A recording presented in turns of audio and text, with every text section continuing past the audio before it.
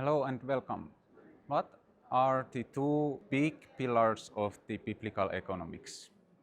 My name is Aleksi Korpinen, and today I will be giving a grand overview of biblical economics to answer this question. What are the two lines that run parallel in biblical passages of economic nature? And to start to answer this question, we need to know what are the places where to seek economic content from the Bible. And there's very little of that. It's no wonder if you think that there's nothing about economics in Bible, because most of the stuff is in 2 chapters of Mosaic Law. Many Christians usually just read those when reading through whole Bible, and sometimes they kind of fall asleep and don't recognize that there's also this side to those passages.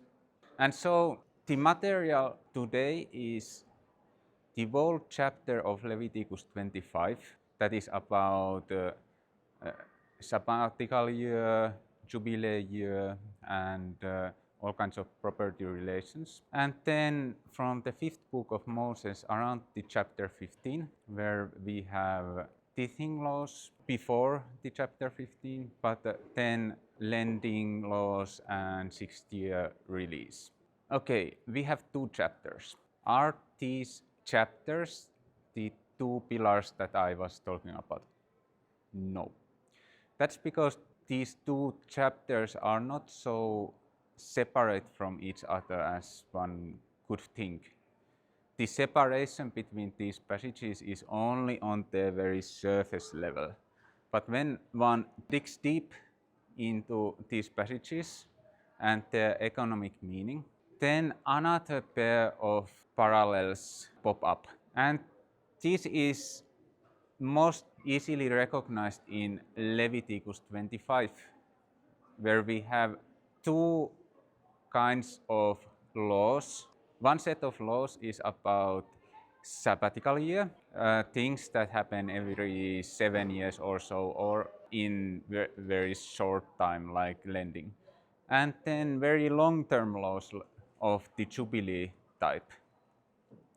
But in Leviticus 25, these 2 sides do not really reach a balance. There's much more Jubilee stuff than there's sabbatical short-term stuff.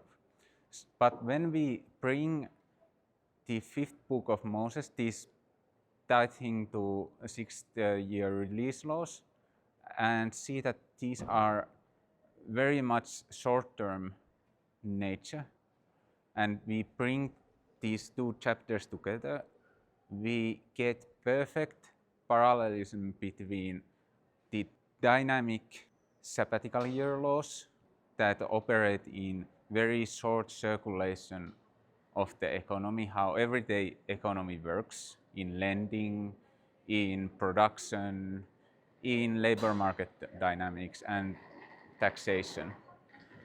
But then we get also very similar progression in the Jubilee laws, where we have more structural features of the economy, things that change very slowly. Economic organization, labor relations, and also how cities and these things grow. So these are the 2 big pillars of the biblical economy. Now, for the last part, how do these pillars relate to the big divide of our times between left-wing and right-wing economics and politics? Is there any correlation with those? Well, not strictly. So you cannot put things into fully one bucket or another. But there's some correlation here. The short-term laws of sabbatical year correlate with right-wing thinking. You get much insight for these laws from Keynesian economics, from labor market economics, from Austrians, from overall type of economics that you get in economics departments these days. Whereas when you analyze Jubilee laws in modern way, then you get much more socialist tones that are in line with these things like Georgism, that is not really socialist but is a little bit to that direction. Marxist thinking, market socialism, cooperatives, and also overall left-wing things. But these divisions are not so strict. We, in Sabbatical year side, anarchists have also something to provide. And in Jubilee side, Schumpeter, that is really pro-capitalist person, has a major role to play. So you cannot make this division so strictly. Now I have brought many different kinds of ideas that I claim are correlated with these laws. So the final question arrives, can we categorize this system as either left-wing or right-wing system?